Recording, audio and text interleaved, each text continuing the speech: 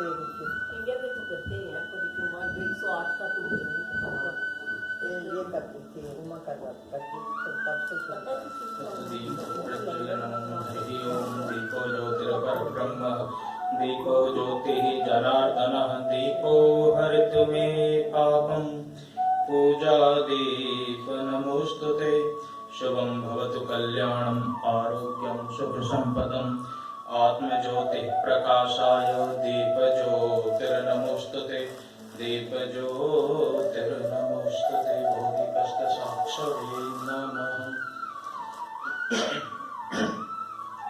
श्री गणेशाय नमः।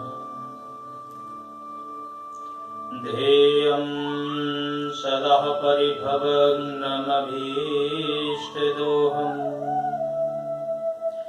तीर्थास्परं शिविविरञ्चनुतं शरण्यम् भृत्यार्तिहं प्रणतपालभवाब्धिपोतम्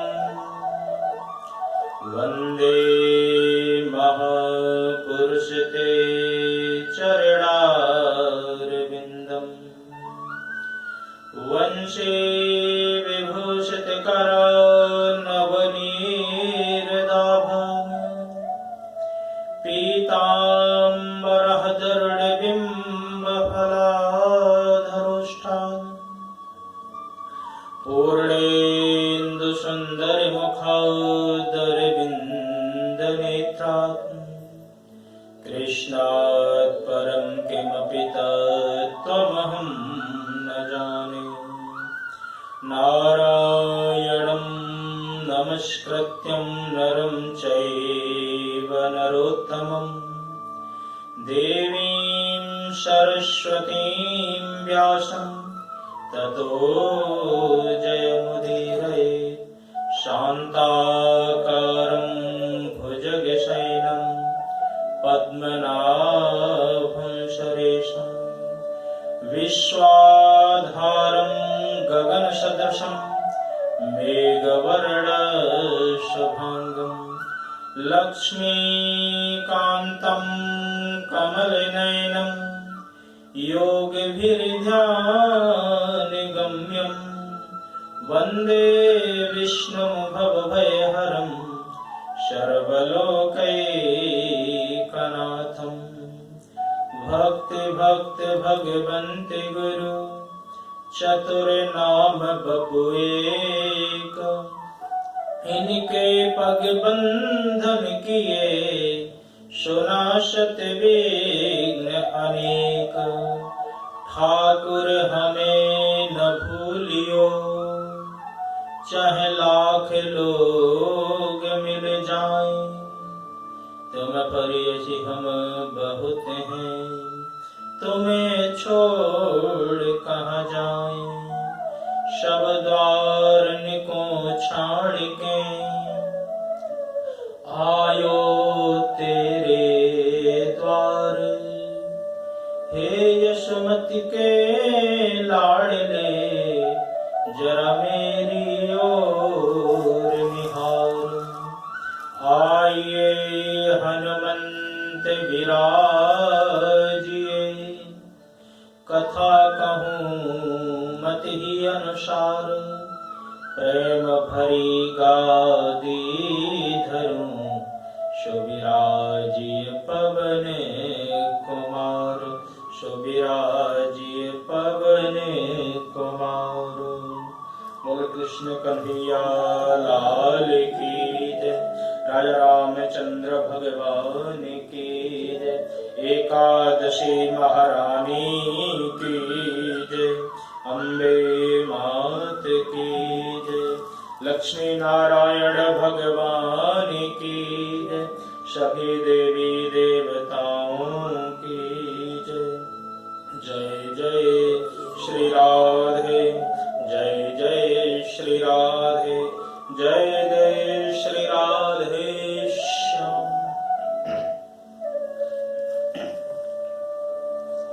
परम मंगल में परात्पर अकारण करुणालय भक्त वांछा कल्पतरु तविंदित विनिंदित श्री पीतांबरधारी बालकृष्ण लाल के पाद पद्मों में प्रणाम करते हुए आए हुए समस्त भगवत चरणानुरागी भक्त वृंद एवं भक्तमती माताएं बहनें, आज हम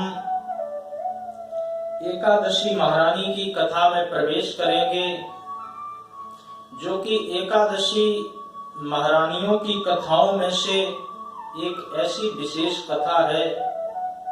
समस्त एकादशियों का फल प्रदान करने के साथ साथ सभी प्रकार के पाप ताप संताप सबको नष्ट करके परमात्मा तक पहुंचाने का कार्य करती है। ऐसी एकादशी और कोई नहीं, ये निर्जला एकादशी ही है। तो इस निर्जला एकादशी का एक नहीं बल्कि अनेक लाभ हैं। महाराज युधिष्ठिर जी को भगवान समस्त एकादशियों का वृत्तांत सुना रहे थे। धीरे धीरे सुनाते सुनाते अनेक एकादशियों का महत्व जैसे सुनाया, उसके समझने के बाद में ज्येष्ठ शुक्ल पक्ष की एकादशी आई। एकादशी की रोचकता के साथ में सूत जी 88,000 ऋषि मुनियों को ये कथा भी सुना रहे हैं, जो कि नैमिषारण्य की पावन भूमि में सुनाई जाती है। नैमिषारण्य उत्तर प्रदेश के सीतापुर जिले के पास में है। जिस तीर्थ का इतना महत्व है कि समस्त ऋषि मुनि उस भूमि का चयन करते हैं, क्योंकि तुलसीदास जी कहते हैं, तीर्थ बर नैमिष विख्याता अति पुनीत साधक सिद्धिदाता। अति पुनीत के साथ साथ में बहुत ही कम समय में वो सिद्धि प्रदान करने वाला स्थान माना जाता है। तो इसलिए नैमिषारण्य की विशेष महत्व है। और नैमिषारण्य नाम कैसे पड़ा, ये अन्य कथाओं में हम पहले भी सुना चुके हैं। तो ऐसी नैमिषारण्य की पावन भूमि में श्री सूत जी महाराज 88,000 ऋषि मुनियों को यही कथा सुना रहे हैं। युधिष्ठिर जी कथा सुन रहे थे। सुनते सुनते भीम जी ने सोचा कि कथा में बड़ी रोचकता आ रही है, चलो हम भी सुने। तो भीम जी भी बैठ करके विधिवत कथा सुनने लगे।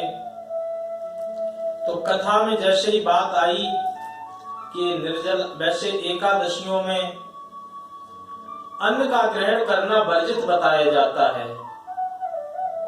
तो जब अन्न पर बात आई तो भीम से रहा नहीं गया, कहने लगे कि हमारे पेट में तो ब्रकोदर अग्नि, जो ब्रक नाम की जो अग्नि है, उदर माने हमारे पेट में सदा ज्वलनशील रहती है। यदि हम कुछ नहीं खाएंगे तो वो अग्नि हमें ही भस्म कर देगी। तो कोई सरल से सरल कोई ऐसा रास्ता हो जिससे हम प्रत्येक एकादशी का व्रत ना रख पाए, उसके बाद भी हमें एकादशी का महात्म का जो फल है वो सहज ही प्राप्त हो जाए। तो श्री सूत जी महाराज ने एक बार भीमसेन पांडु को ये कथा सुनाई। कहा कि अनेकानेक एकादशियों की कथा यदि आप सुन सकते हैं, व्रत नहीं कर सकते हैं, तो उसका अधूरा फल माना जाता है। व्रत के साथ कथा सुनने का पूर्ण फल होता है। तो भीम ने कहा कि कोई सरल से सरल साधन हो वो आप बताएं, क्योंकि भूख तो मुझसे सहन हो नहीं सकती है। तो कहा कि यदि तुम सभी एकादशियों का व्रत नहीं रख सकते हो, तो जो ज्येष्ठ शुक्ल पक्ष में एकादशी आती है, इस एकादशी का यदि तुम व्रत रख लोगे तो तुम्हें समस्त एकादशियों का फल प्राप्त होगा। परंतु ये एकादशी का व्रत इतना सहज नहीं है। इसमें जल, अन्न के साथ साथ जल का भी त्याग करना पड़ता है। यदि जो व्यक्ति जल का त्याग कर लेता है तो उसको समस्त एकादशियों का फल प्रदान सहज ही प्राप्त हो जाता है। तो इस कथा में इस एकादशी को लेकर के अनेकानेक भ्रांति रहती है कि एकादशी कितने घंटे की जाए, क्योंकि कठिन एकादशी है। और कब इसमें जल पी सकते हैं कि दूध पी सकते हैं कि क्या कर सकते हैं, तो उन समस्त प्रश्नों का उत्तर भी आज हम इसी एकादशी के साथ देने का प्रयास करेंगे। शाम को सूर्यास्त के 1.5 घंटे के बाद में जल पीने का विधान है, परंतु ये बात यहीं खत्म नहीं होती है। व्यास जी कहते हैं, व्यास वाचस व्रतेश मिथुने यदा वा एकादशी भवेत ज्येष्ठ मासे प्रयत्नेन मोपासो उदक वर्जता। उदक मन होता है जल। इस जो ज्येष्ठ मास जो ये एकादशी है, ज्येष्ठ मास के शुक्ल पक्ष की इस एकादशी में जल का सदैव वर्जित बताया गया है। कितना जल लिया जा सकता है? कुल्ला और आचमन के अलावा जल पीना वर्जित है। ऐसा नहीं कि कुल्ला के नाम पे बार बार आप कुल्ला करते रहें, आचमन बार बार कर लें। यदि आपने इससे अधिक किया तो क्या हो जाएगा? गंडू आचमनम बारी वर्जयेत उदकम बुधा उपभुंजीत नैवेद्या व्रत भंगे अन्यथा भवेत्। यदि आपने इससे अधिक जल लिया तो आपका व्रत भंग हो जाएगा। साफ साफ शब्दों में लिखा है कि कुल्ला और आचमन के अलावा जल पीने का आप कोई भी उपयोग नहीं कर सकते हैं, अन्यथा आपका व्रत भंग हो जाएगा। उसके बाद में सूर्योदय से लेकर के सूर्यास्त के 1.5 घंटे बाद जो भी व्यक्ति बिना जल के रह सकता है, उसको सहज ही 12 एकादशियों का फल प्राप्त हो जाता है। बात यही खत्म नहीं होती है। यदि 24 घंटे कोई व्रत रख ले बिना जल के, तो उसको 26 एकादशियों का फल प्राप्त होता है।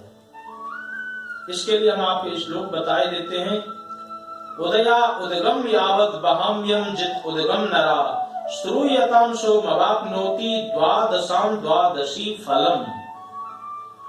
जो सिर्फ और सिर्फ सूर्योदय से लेकर के सूर्यास्त के बाद जल ग्रहण करेगा, उसको 12 एकादशियों का फल प्राप्त होगा। और जो सूर्योदय से लेकर के द्वादशी के सूर्योदय तक, जो 24 घंटे से भी ज्यादा हो जाता है, उसमें यदि जल ग्रहण करेगा तो सहज ही उसको 24 तो एकादशी और दो मल मास की एकादशी 26 एकादशियों का फल सहज ही प्राप्त हो जाता है।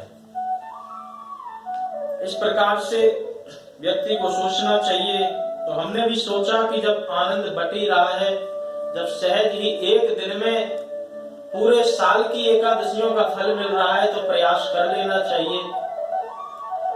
तो अभी तक तो भगवान की कृपा से ठीक है। अब अगर कृपा रही तो सुबह ही जल का पान करेंगे।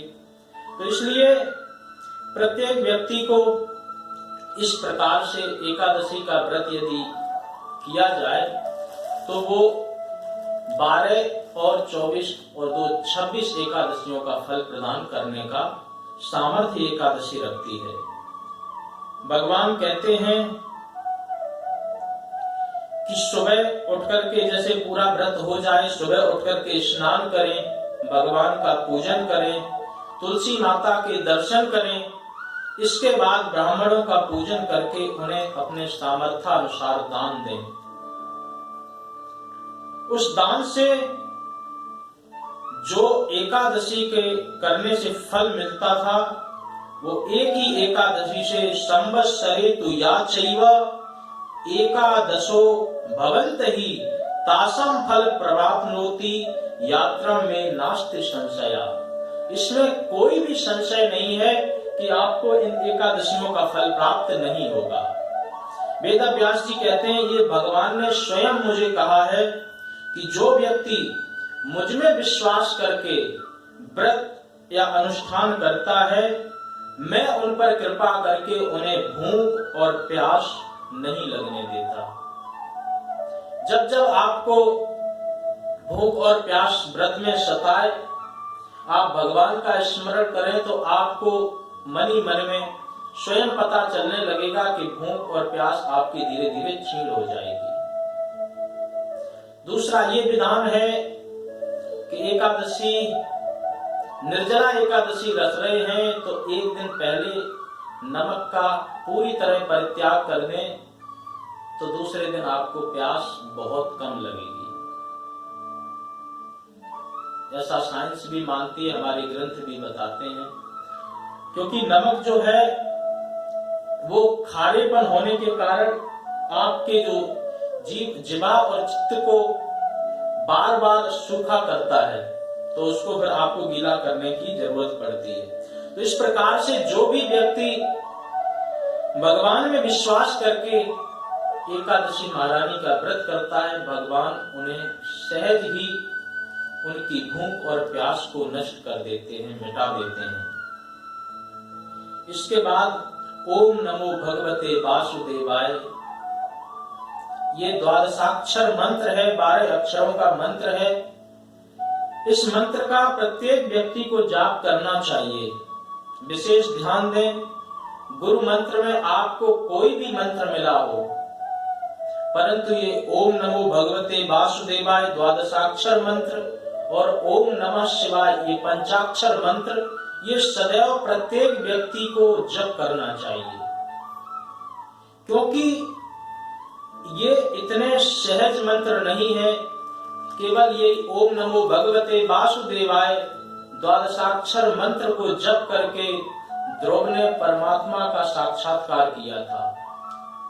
अनेकानेक ऐसे प्रमाण मिलते हैं कि केवल यही ऐसा मंत्र है जिससे भगवान शीघ्रातिशीघ्र प्रसन्न हो जाते हैं।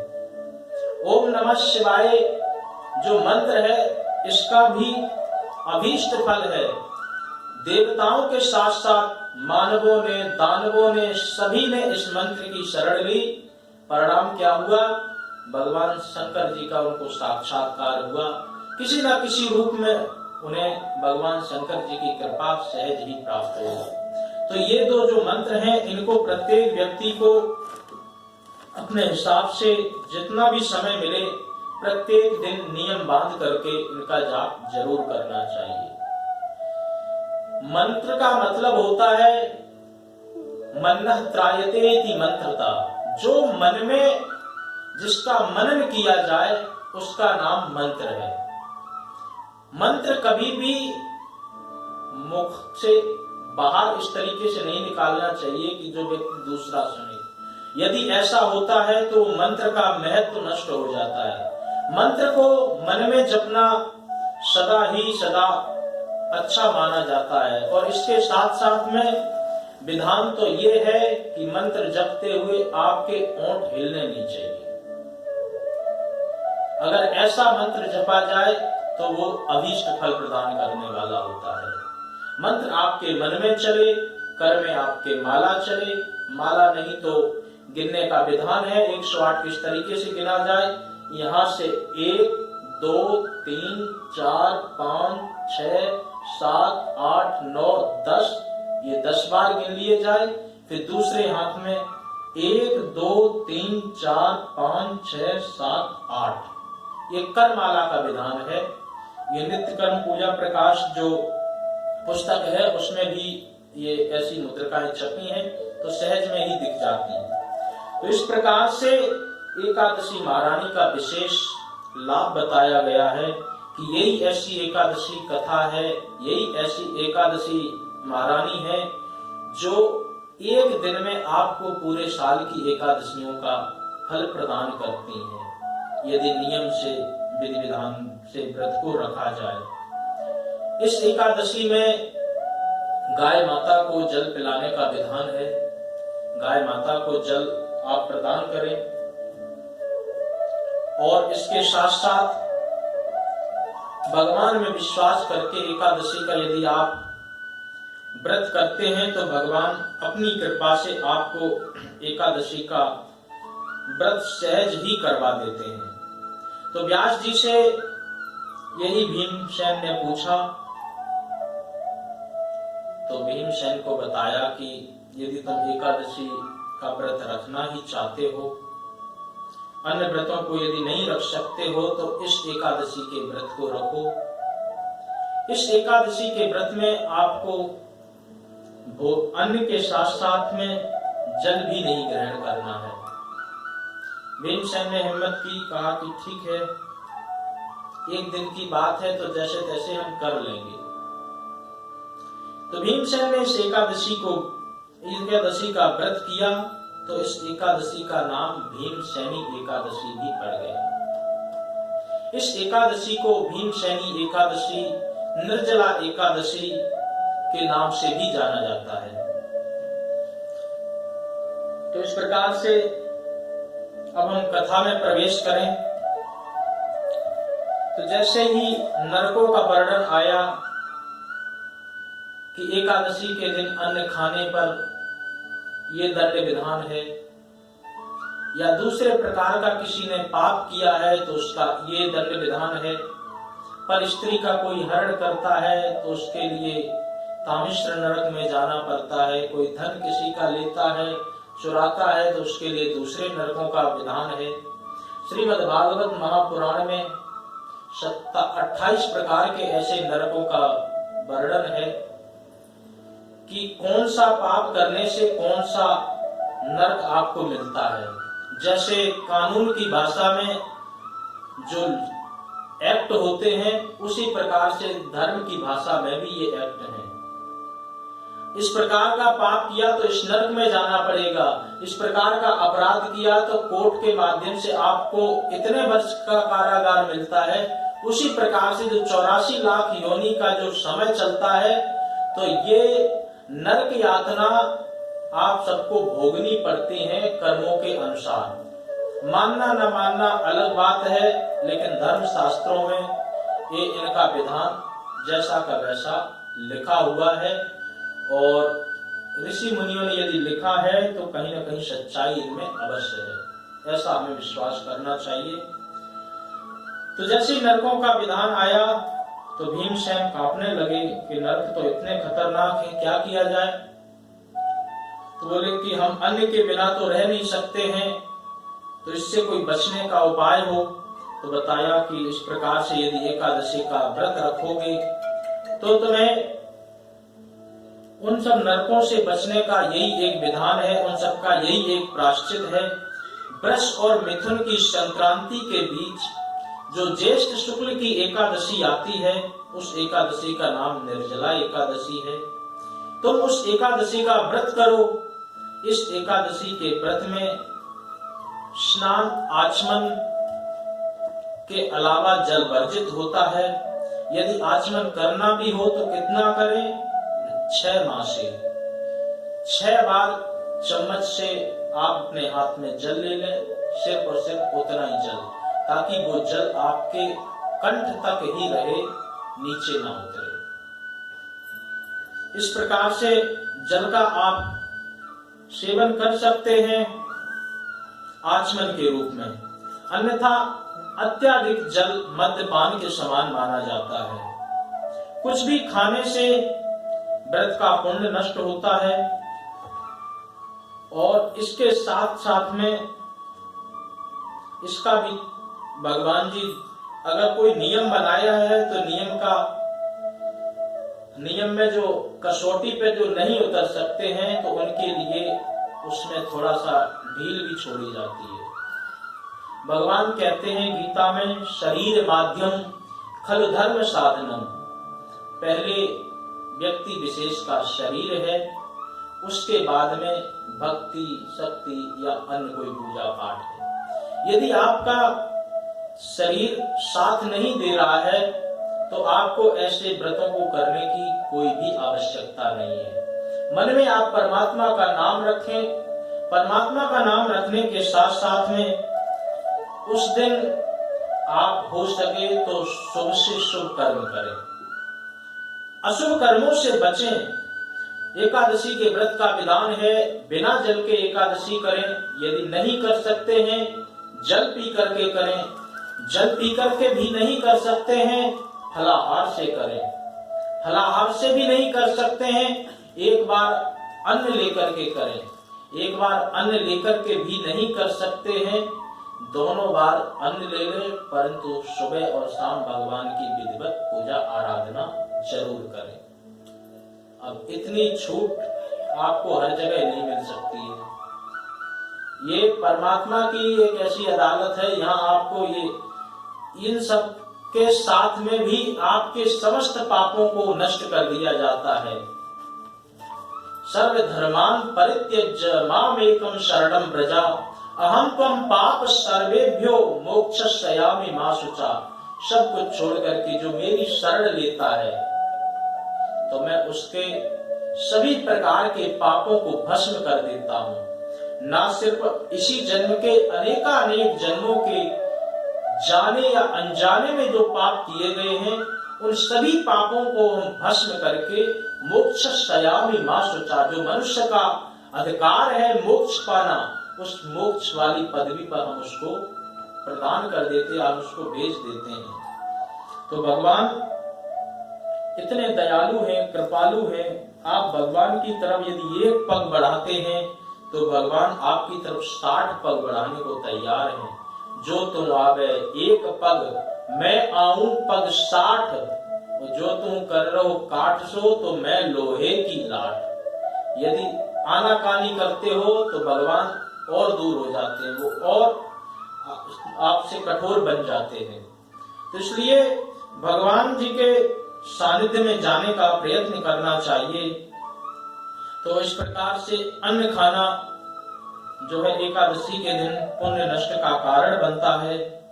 यदि व्रती एकादशी को सूर्योदय से लेकर के द्वादशी के सूर्योदय तक जल ग्रहण ना करे तो वह समस्त एकादशियों का फल प्राप्त करता है।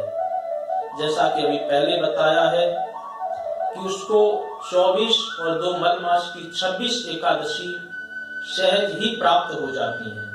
द्वादशी को सूर्योदय से पहले उठ करके स्नान करे, स्नान करने के बाद में भगवान का पूजन करे, तुलसी माता के दर्शन करे, गौ ब्राह्मणों की सेवा करे।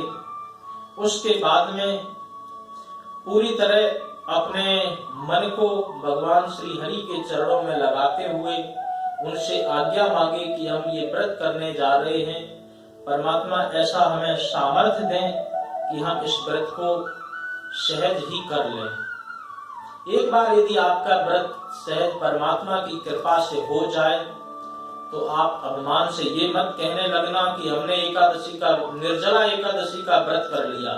यदि आपका अभिमान आपके सर पे चढ़ जाएगा तो भगवान फिर आपको दूसरी एकादशी करने का मौका ही प्रदान नहीं करेंगे, क्योंकि किसी भी प्रकार का अभिमान हो भगवान सहन नहीं करते।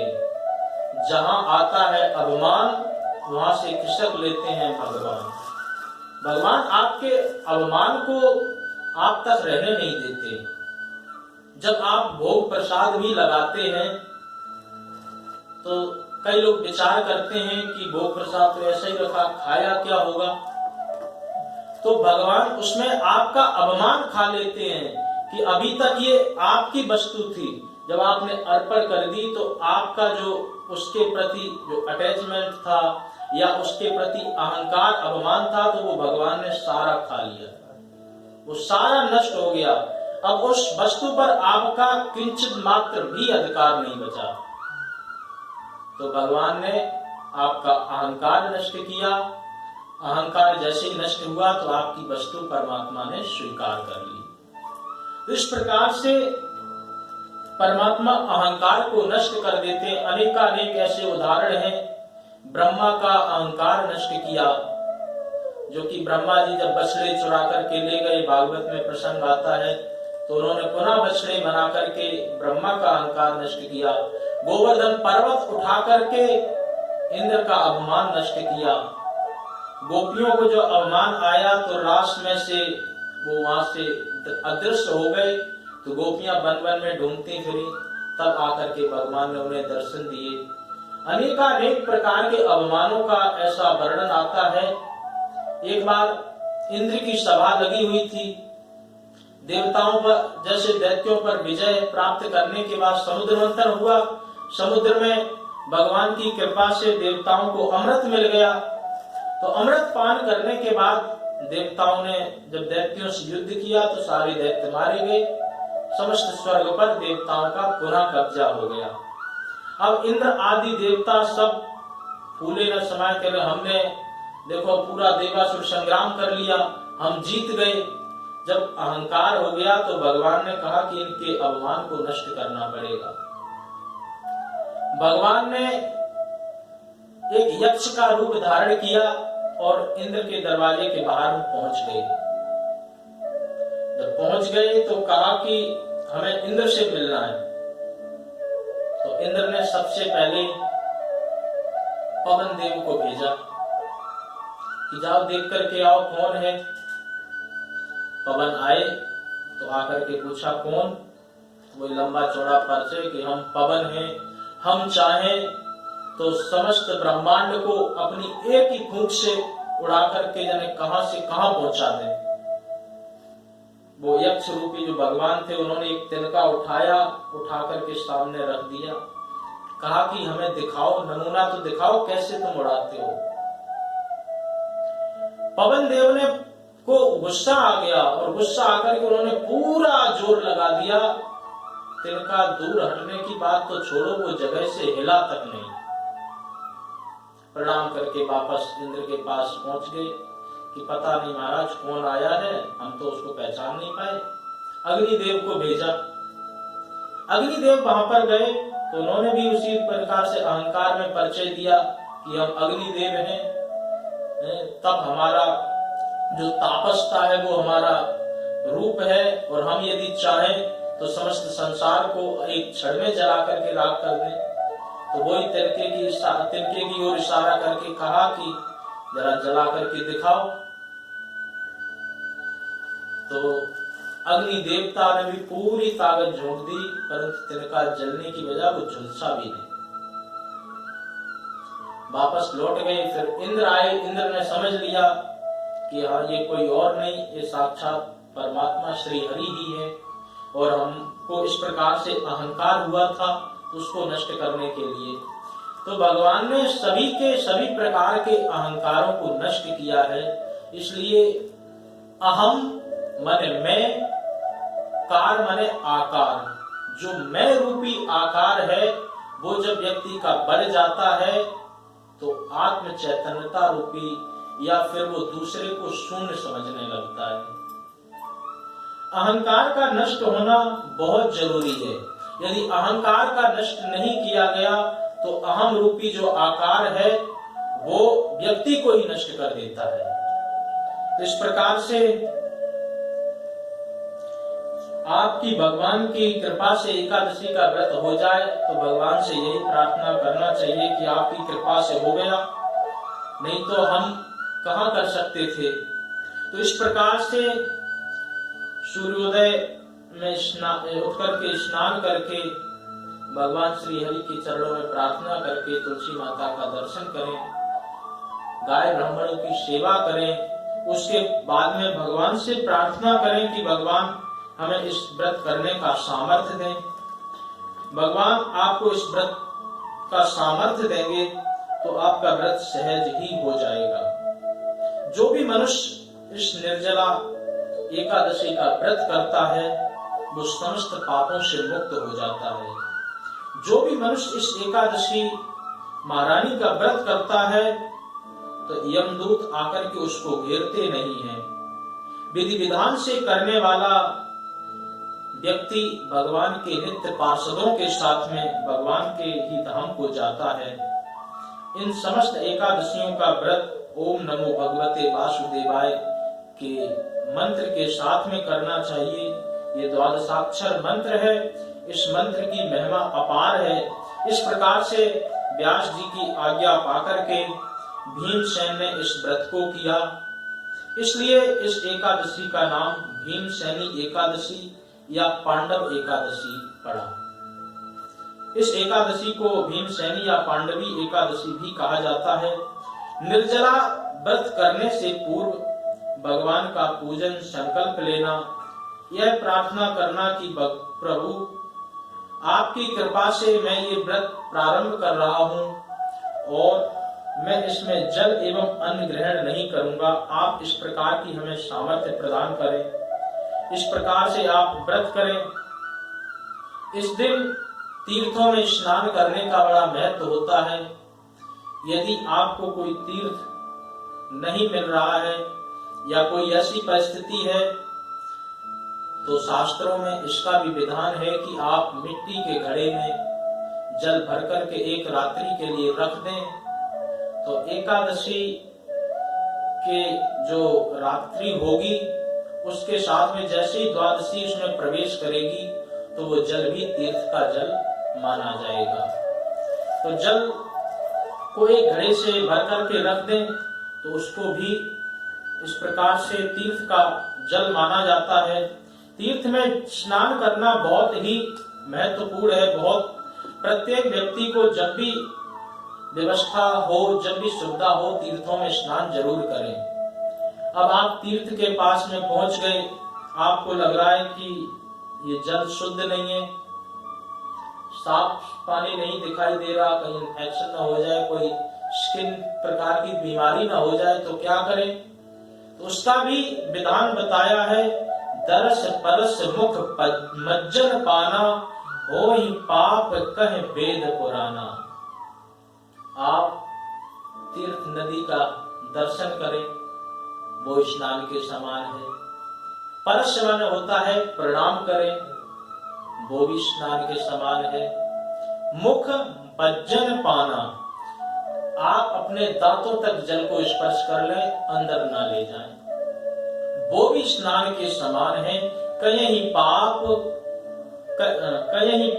कहीं वेद प्रमाणा, जो भी ये इस प्रकार के जो विधान बनाए गए हैं, दर्शन करना या फिर उनको प्रणाम करना या फिर उससे आचमन करना, अगर इन सब में भी परेशानी हो तो केवल 2 छींटे अपने ऊपर ले लें, वो भी स्नान के ही रूप में माना जाता है।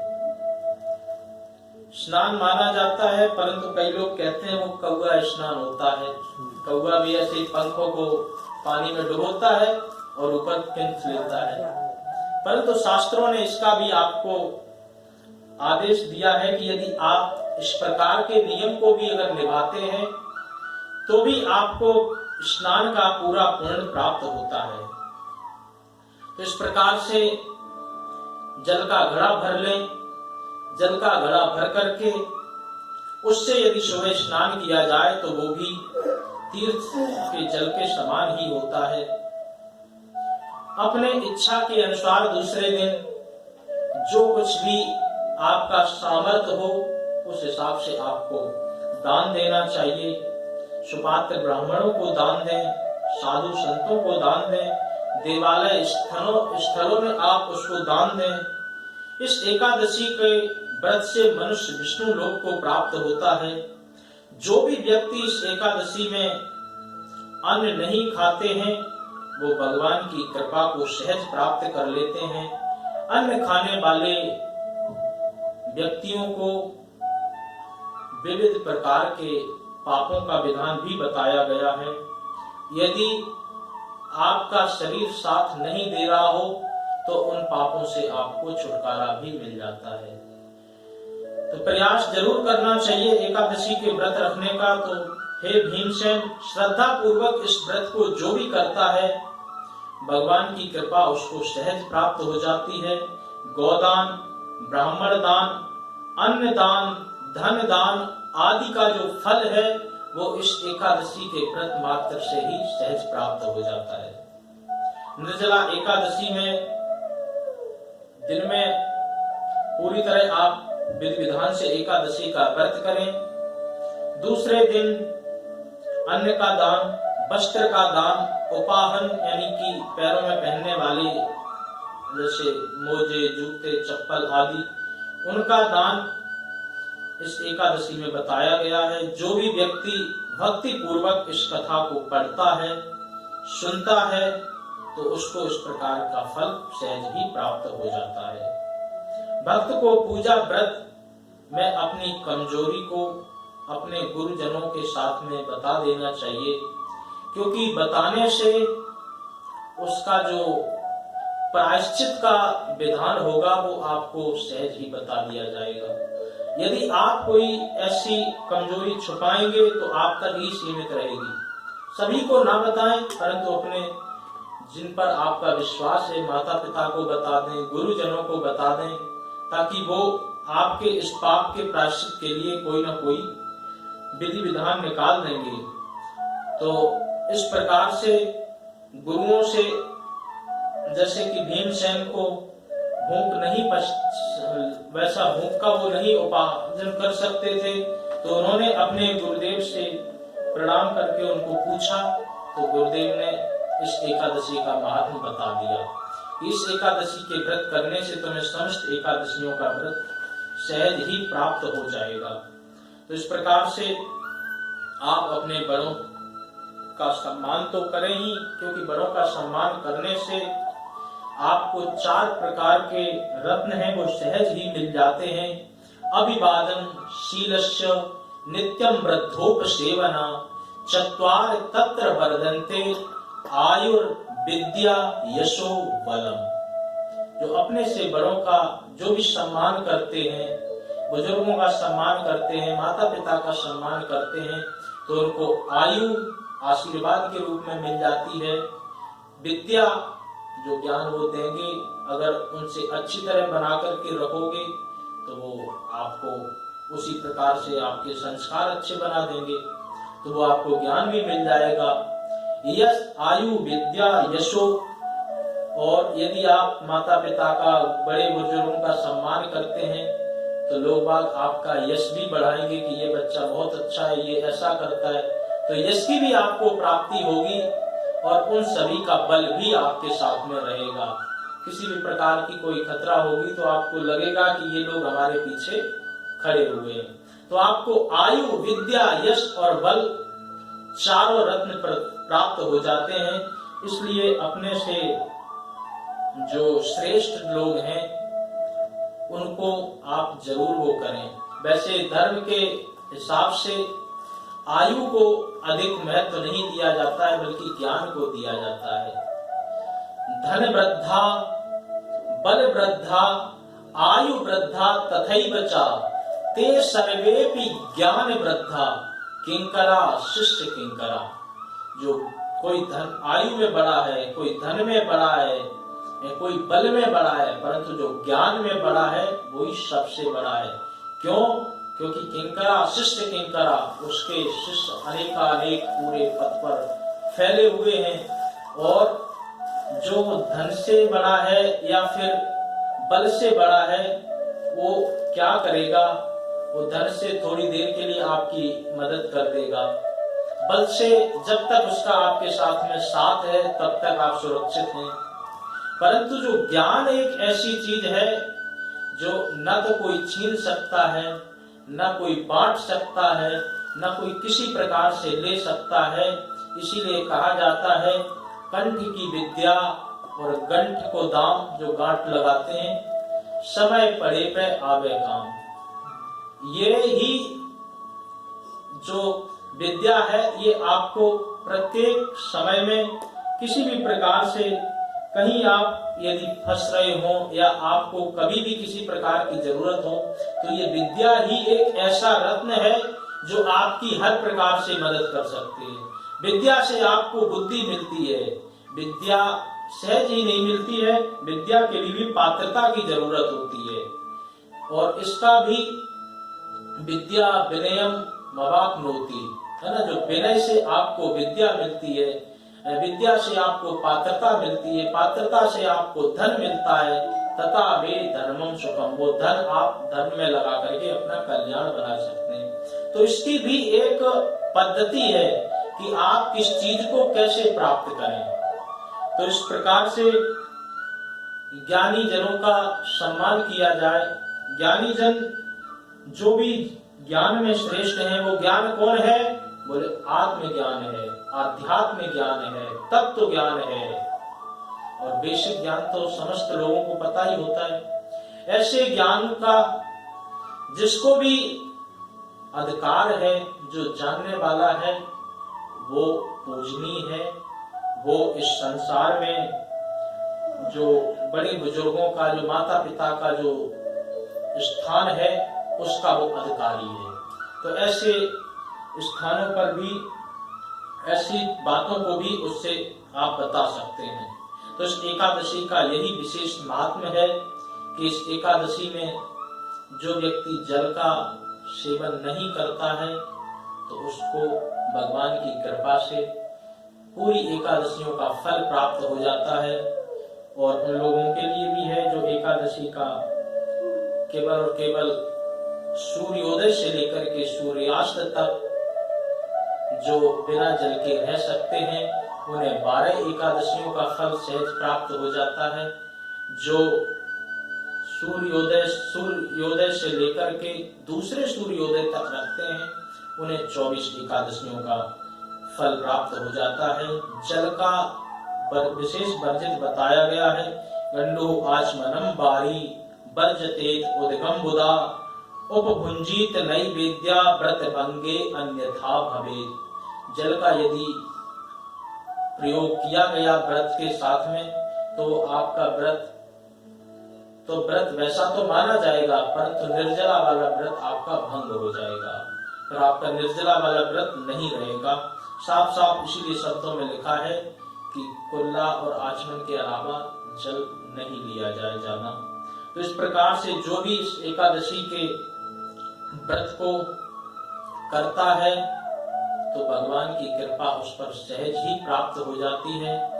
इस संसार में सभी प्रकार के पाप, या आपने कोई भी जान के किया हो, अनजाने में किया हो, किसी का धन चुरा लिया हो, पर स्त्री पर दूसरी तरीके का आपकी दृष्टि पड़ गई हो, तीर्थ स्थान में कोई पाप कर लिया हो, किसी भी प्रकार का, यहाँ सीधा लेना, किसी भी प्रकार का कोई भी पाप हो, इस एकादशी महारानी की शरण लेने से वो एकादशी महारानी भगवान की कृपा से आपके समस्त पापों को भस्म कर देती हैं।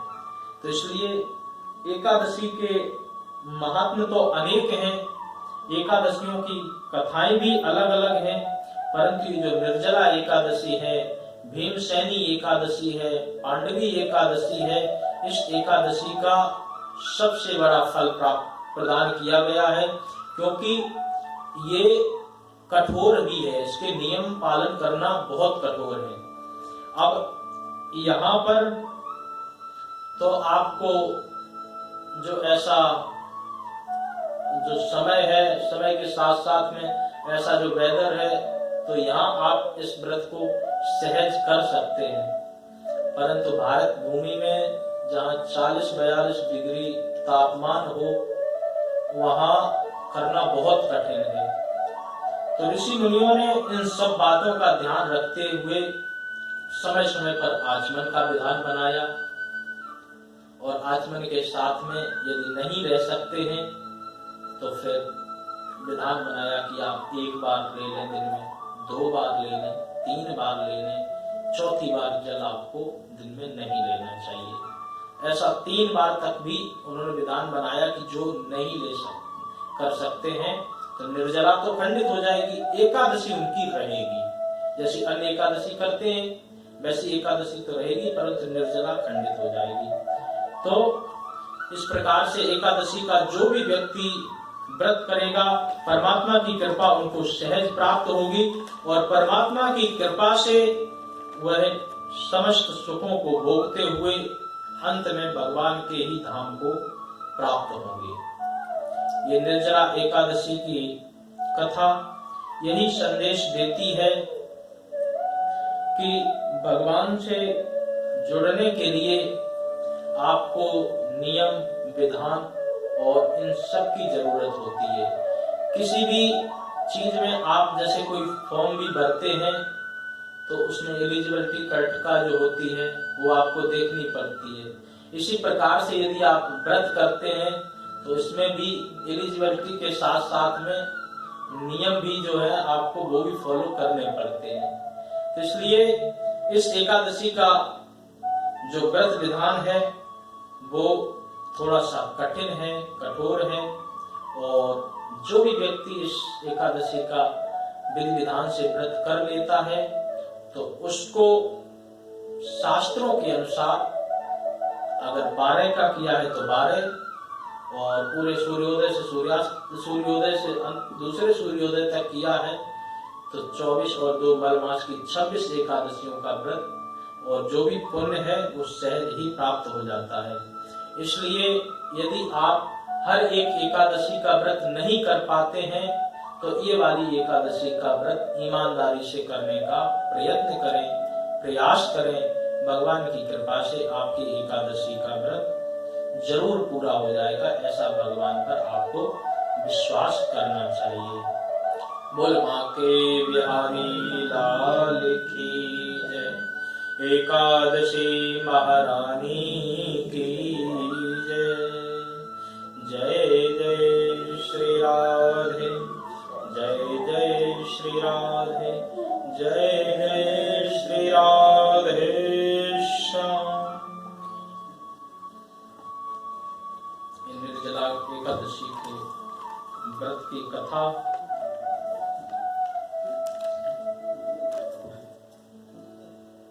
इस प्रकार से नियम विधान बताती हैं, और हम सबको ये विचार जरूर करना चाहिए कि ये जो मनुष्य शरीर मिला हुआ है, इस शरीर की महिमा ऐसे ही इसलिए नहीं है क्योंकि इस शरीर के साथ में आपको परमात्मा की कृपा प्राप्त सहज हो जाती है। यदि कोई पशु पक्षी चाहे कि वो भक्ति करके भगवान की आराधना करके अपनी मुक्ति का मार्ग ढूंढ ले तो ये अधिकार उसको नहीं दिया गया, ये मनुष्यों को ही दिया गया है।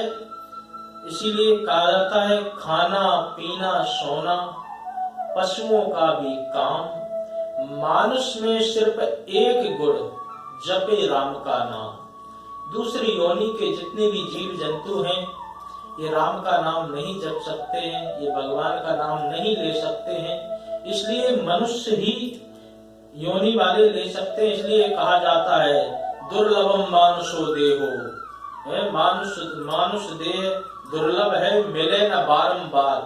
ये जन्म बहुत वैसा है और हम इसको सहज में हमें मिल गया है तो हम सोचते हैं कि ये तो ऐसा ही है। इसकी बहुत उपमा बताई गई, बहुत व्यवस्था बताई गई है और बहुत बड़ा महत्व बताया गया है। इसके बाद भी अगर कोई भी व्यक्ति इस मनुष्य जन्म को लेने के बाद में तप विद्या ज्ञान